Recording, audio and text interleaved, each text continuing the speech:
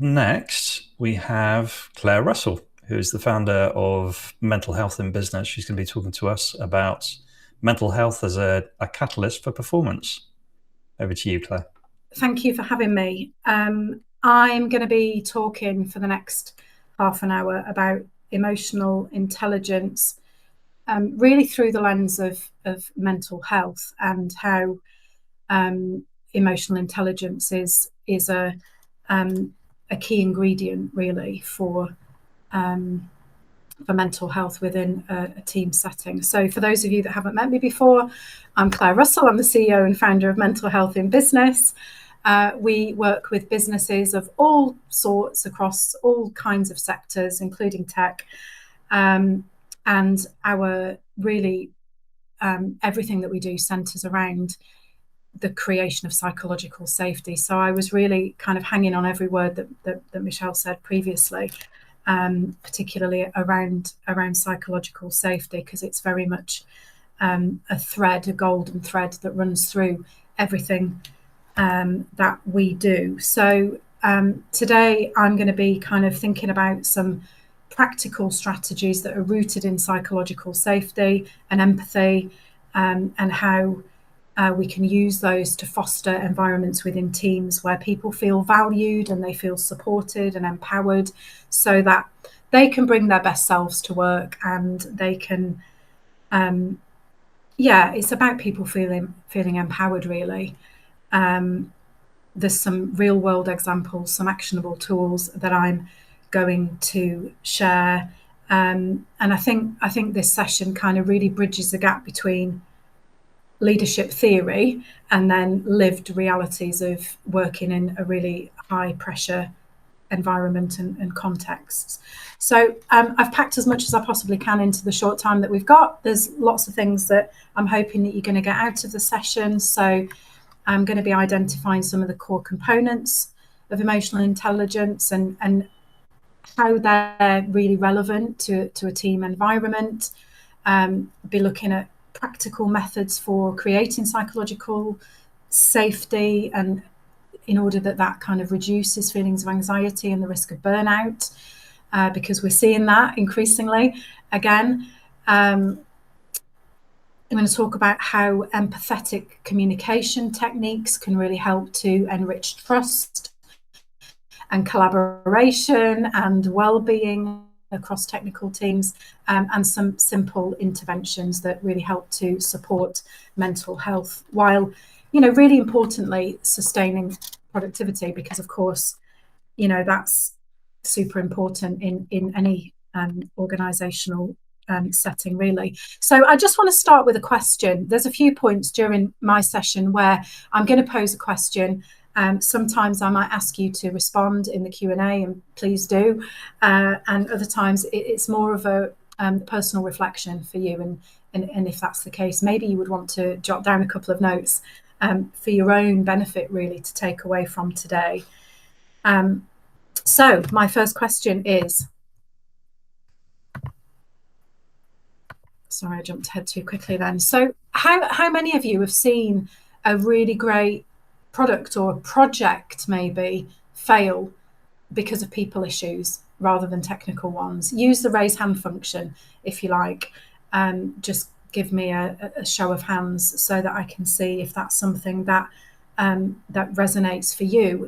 I know that in my business and the various businesses that I've worked in over the years, I've seen projects fail spectacularly, often because of people-related issues, rather than more product-based or technical issues. So, this is it's a human systems problem, right? And that's where emotional intelligence really comes into its own. And we're not thinking about emotional intelligence as something that's soft or fluffy.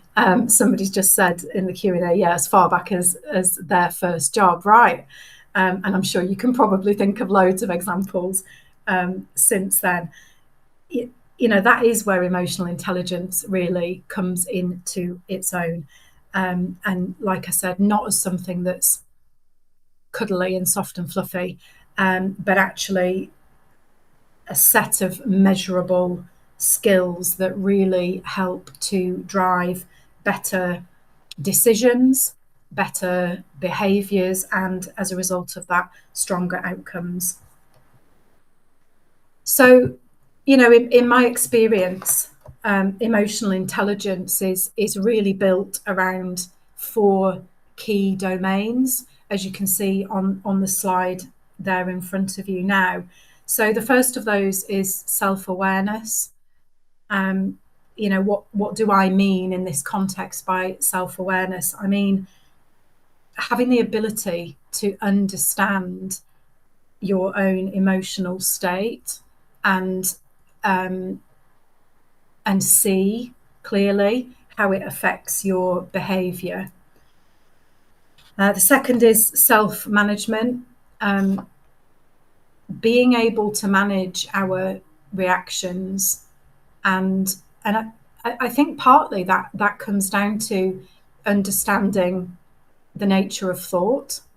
I think a lot of us are sort of working under this misunderstanding that the feelings and the emotions that we experience are being created by the thing that's happening out here outside of us, and actually that's just not true. The feelings and the emotions that we experience and the physical sensation that we experience in the body, all of those things are really being created as a result of the thought that we're having about the thing. And so actually we learn to self-manage when we're able to break that process down and to really understand the true nature of thought. The next is social awareness. So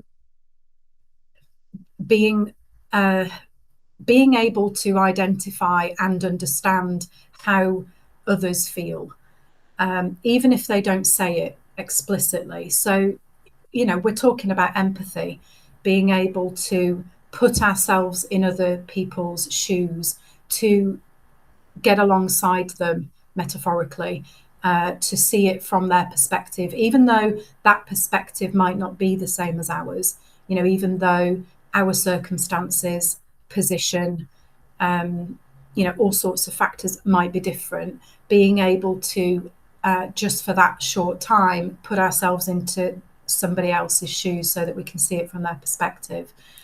And then the last one is relationship management. And again, what I mean in this context is using that awareness that I've just been talking about, self-awareness and social awareness, and empathy. Empathy is a much undervalued skill, I think, in any sort of leadership role. Using that awareness and empathy to be able to build trust and a collaborative approach. So here's where it gets really interesting for tech leaders. These things that I'm talking about, in my experience, are often underdeveloped strengths. Lots of high performers are brilliant problem solvers, but they haven't always had psychological safety, which has been a theme today, and I'm so pleased about that. They haven't always had psychological safety or healthy communication modelled effectively. So I'd like you just to take a few seconds individually just to reflect on those 4 abilities: self-awareness, social awareness, self-management, and relationship management, and just think about which of those comes more naturally to you. Is there one that stands out to you as coming more naturally? Which one might you struggle with the most? Just have a think about those 2 questions. You can drop a response in the chat if you want, or just write it down for yourself. These emotional skills are often the differentiator, I think, between teams that just deliver and teams that elevate. I think that's where that kind of differentiation can really come in. Some of you will have heard of the study by Google called Project Aristotle. I'm sure you've all heard of it. This project explored what made their most successful teams stand out. Now, at the beginning of this project, they assumed that it would be about individual brilliance and technical ability, but it wasn't. The top predictor of performance was psychological safety, the shared belief that it's safe to take risks, it's safe to ask questions, it's safe to get it wrong and to admit mistakes, actually, for without fear of judgment or ridicule or a negative reaction from your team or whoever you're reporting to.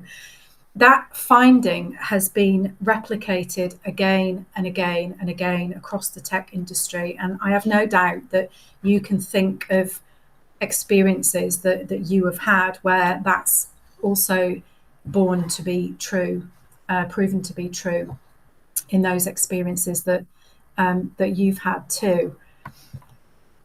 So we know how important psychological safety is for performance. So, in this context, let's just look at what that actually looks like in practical terms, in just the day-to-day way that we live at work.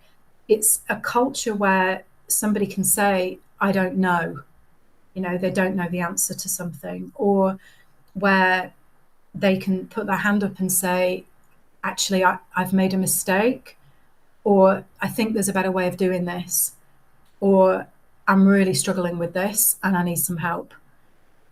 And where those statements are not met with any sort of negativity or judgment, but actually they're met with curiosity, that's a sign of true psychological safety. When that happens, when people raise those questions or make those statements, and they're met with compassion and understanding and curiosity, then anxiety goes down and learning goes up and innovation accelerates hugely. And the opposite is also true. When team members fear judgment, fear blame, mental health takes an enormous hit. You start to see people withdrawing, isolating themselves, becoming burned out, or even passive resistance. These are all early warning signs of poor psychological safety, a lack of psychological safety within any team.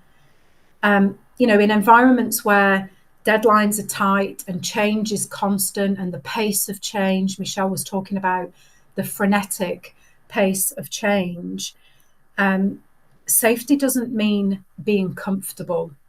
It just means having clarity. We're not always going to be comfortable when change is happening at that kind of pace.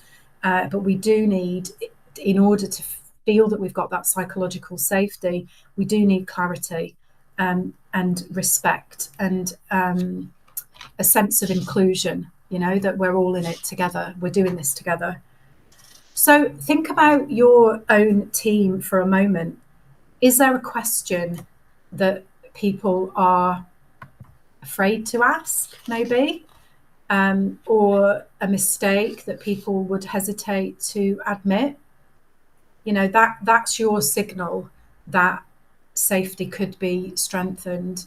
And again, I'm not in this case, I'm not necessarily asking you to share, but just think about that.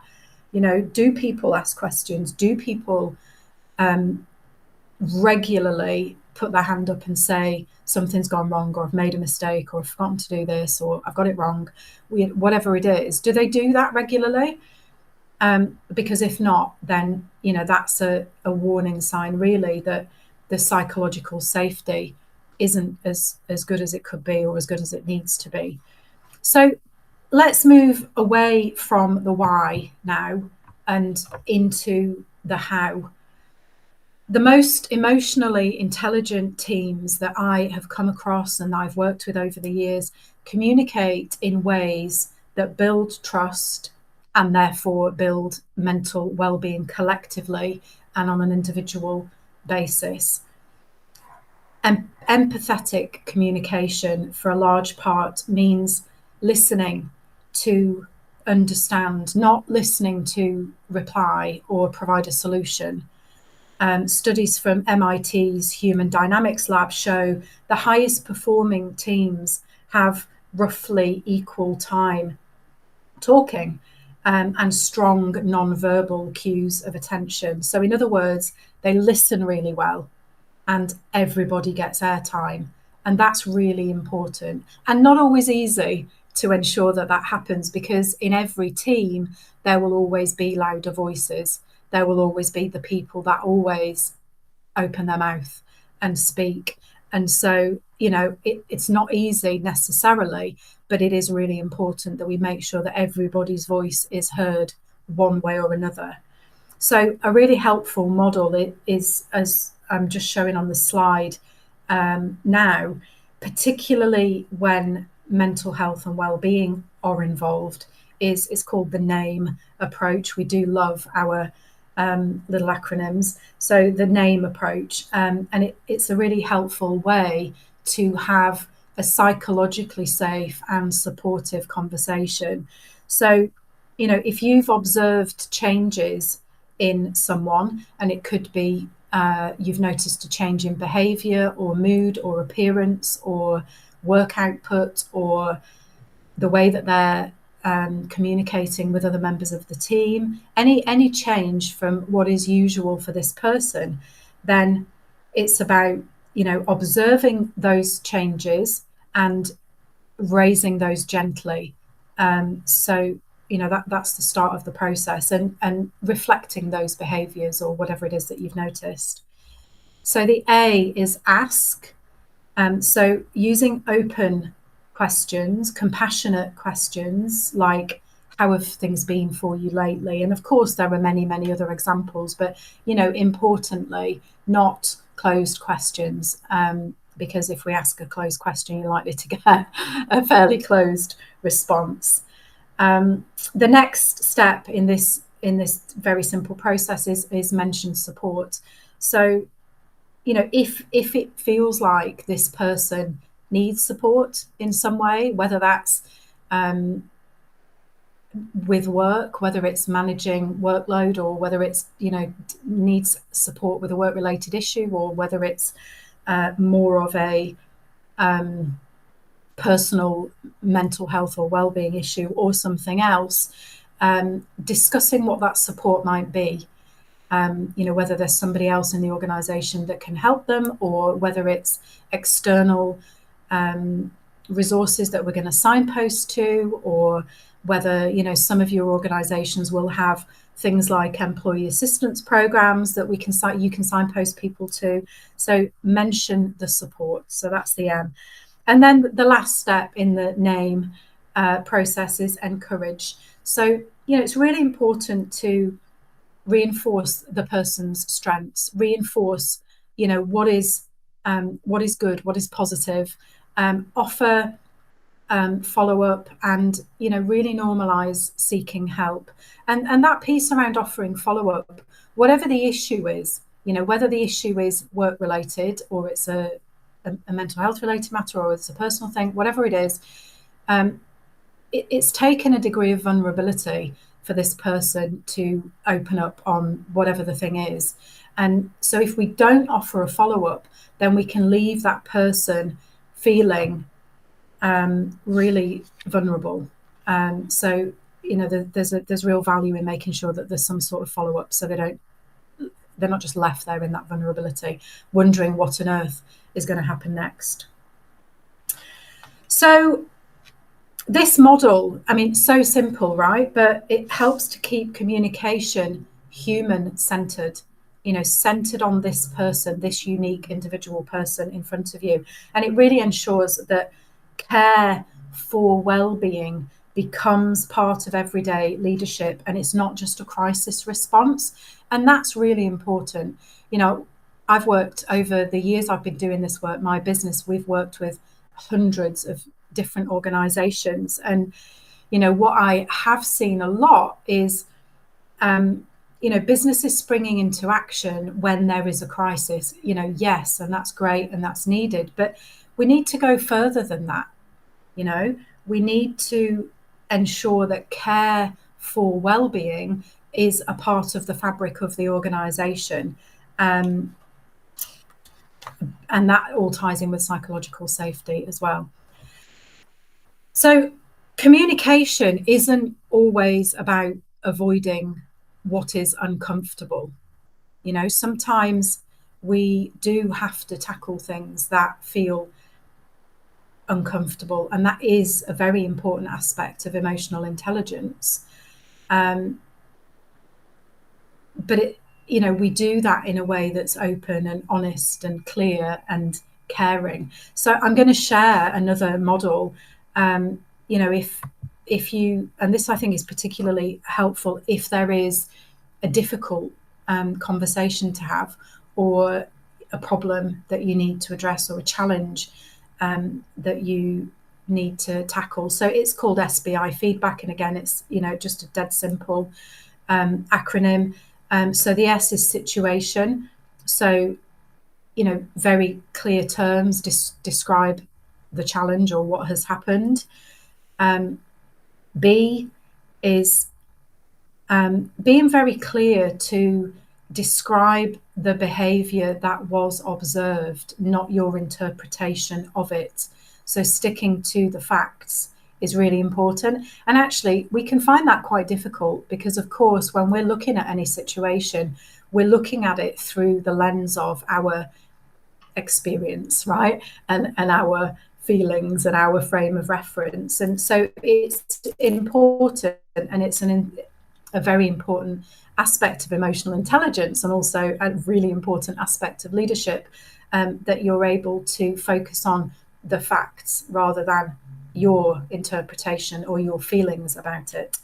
And then the last step of this very simple framework is describing how the situation or the behavior has impacted you, if it has, and or the team.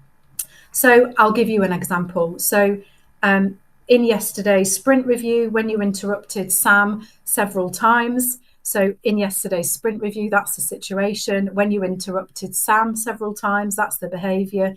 It made it hard for the team to understand his proposal. That's the impact. So, that's non-judgmental, clear, and it's grounded in observation. It's not an easy conversation to have. It's never easy. Well, I think most of us don't find it easy to have conversations like this, but it is a world away from labeling the person. So, a very different approach might have been to just tell that person that they were rude.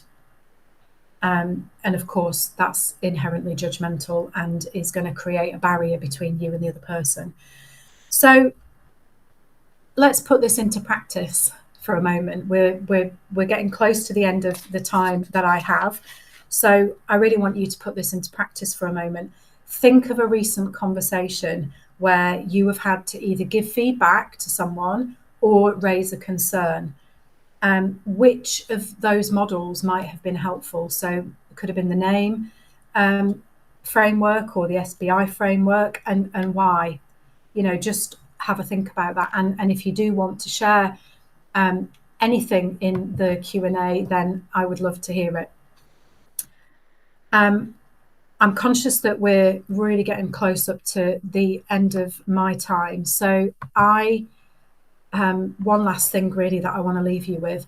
So here are 3 simple things that you can all do. You can go away and you can start to do these this week that will help to strengthen emotional intelligence and team well-being.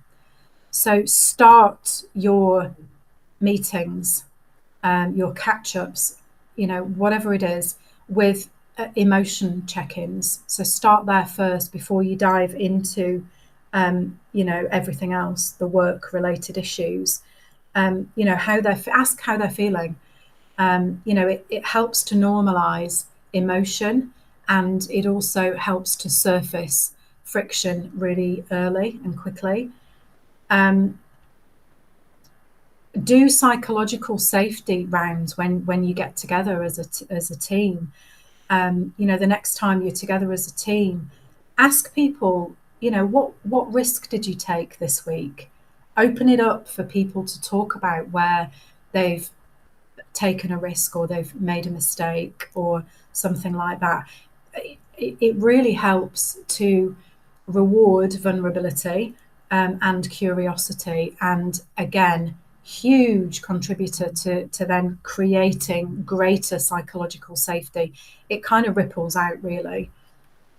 And then the last one is modeling calm under pressure. Not always easy, but your nervous system response as a leader sets the tone. So if you feel stressed and agitated, then people are going to feel that. So think about the ways that you can regulate your nervous system. So very simple things like doing some deep breathing. There's loads of different very simple breathwork techniques that you can do to just regulate the nervous system. So to bring the parasympathetic nervous system online, very, very simply, take in a deep breath. So maybe for a count of 3 or 4, depending on how practiced you are with deep breathing, and then exhale for twice as long. So start small and get bigger as you become more experienced at doing it. So breathe in for 2 and out for 4, or in for 3 and out for 6. Do that a few times if you notice that you're feeling really stressed. It calms your nervous system and it sets the tone. Other people will then pick up on that.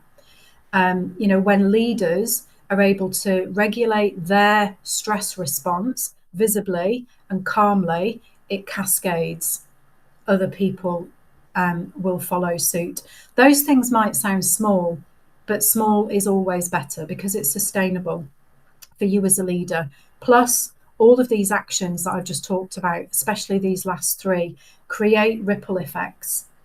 A single emotionally intelligent act can reset a team's culture faster than another process document ever could.